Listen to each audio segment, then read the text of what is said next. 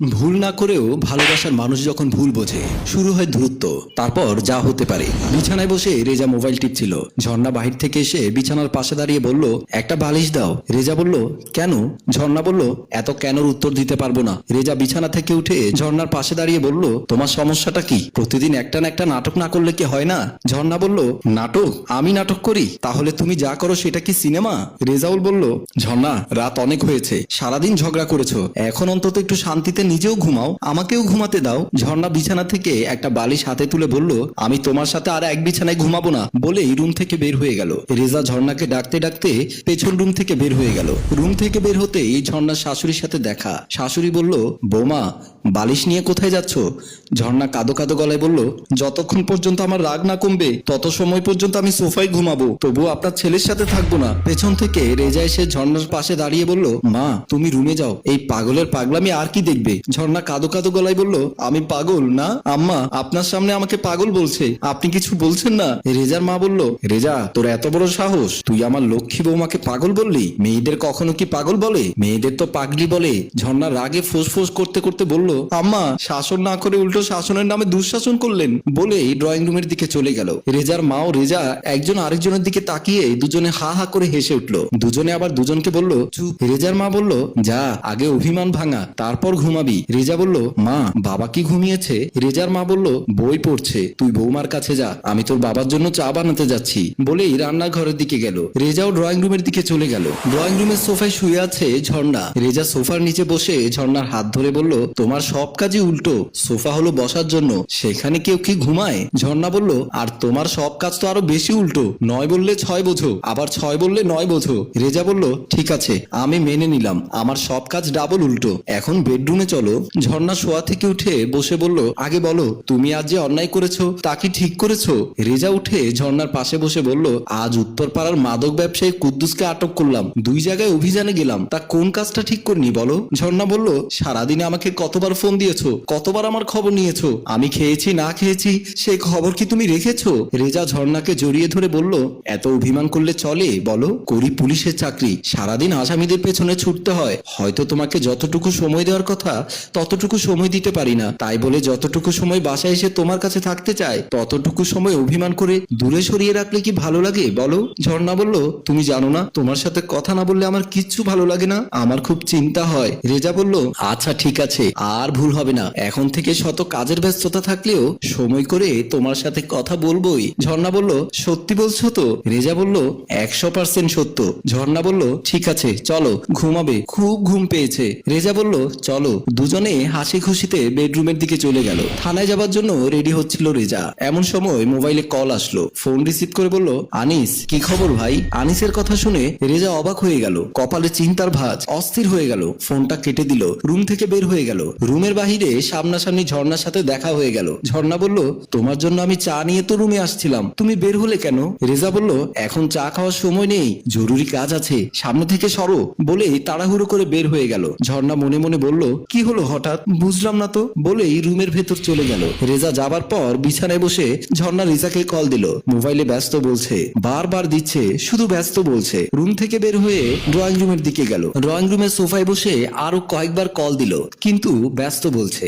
এমন সময় রেজার মা এসে ঝর্ণার পাশে বসে বলল, কি হয়েছে বৌমা, তোমাকে এত অস্থির লাগছে কেন, কি হয়েছে?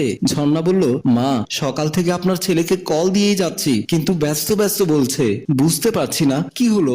রেজার মা বলল, কি বলছো, এখন 2টা বাজে, একটা বারও তোমাকে ফোন দেয়নি? ঝর্ণা বলল, না দেয়নি, আপনার মোবাইলটা দিন, একটা কল দেই। রেজার মা বলল, এই নাও মোবাইল, তাড়াতাড়ি কল দাও। রেজার নাম্বারে কল দিল, কিন্তু ব্যস্ত বলছে। ঝর্ণা আরো চিন্তায় পড়ে গেল। শাশুড়িকে বলল, মা, আমি একটু থানায় যাই, ও নাম্বার তো ব্যস্ত বলছে। রেজার মা বলল, আসলেই তো চিন্তার বিষয়, তুমি একটা কাজ করো, রেজার বন্ধু শাহিনকে একটা কল দাও। ঝর্ণা মোবাইল থেকে শাহিনের নাম্বার বের করে শাহিনকে কল দিল। শাহিন বলল, হ্যালো ভাবি, কেমন আছেন? ঝর্ণা বলল, ভালো আছি, কিন্তু সকাল থেকে আপনার বন্ধুর নাম্বার ব্যস্ত বলছে, সে কি থানায় আছে নাকি অভিযানে গেছে?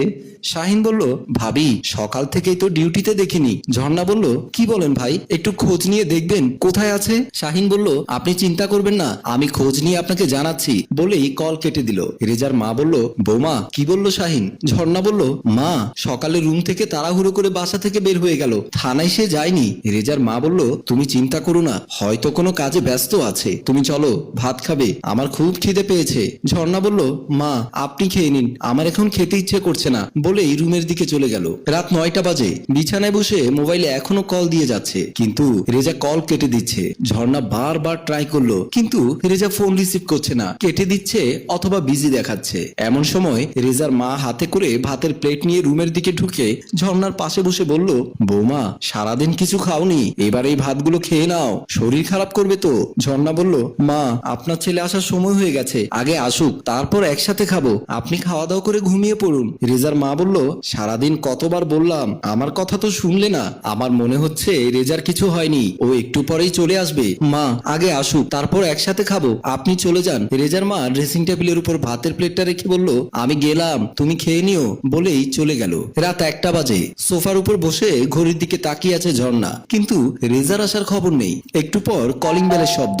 ঝর্ণা সোফা থেকে উঠে দরজা খুলে দিল। রেজা ভেতরে ড্রয়িং রুমে এসে সোফায় বসে পা থেকে শু খুলছে, বেশ টায়ার্ড লাগছে রেজাকে। পাশে দাঁড়িয়ে ঝর্ণা বলল, সারাদিন কি ছোট বউয়ের কাছে ছিলে, যে কারণে ফোনটা রিসিভ করার সময় পাওনি? রেজা বলল, উল্টোপাল্টা কথা বলো না, খুব টায়ার্ড লাগছে, গোসল করতে হবে। ঝর্ণা বলল, আমি তো দেহের সুখ মিটাতে পারি না, তাই তো বাইরে মেয়েদের সাথে দিনরাত কাটিয়ে এসে গোসল করতে হবে।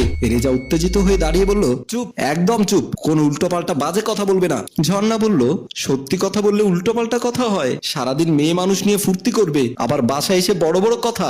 রেজা এবার আর রাগ কন্ট্রোল করতে পারলো না, কোষে চর বসিয়ে দিল ঝর্ণার গালে। ঝর্ণা গাল চেপে ধরে বলল, তুমি আমাকে মারলে, আমি আর এ মুখ তোমাকে দেখাতে চাই না বলে দৌড়ে ড্রয়িং রুম থেকে বের হতেই খাবার টেবিলের সামনে রেজার মা বাবার সামনে পড়ে গেল।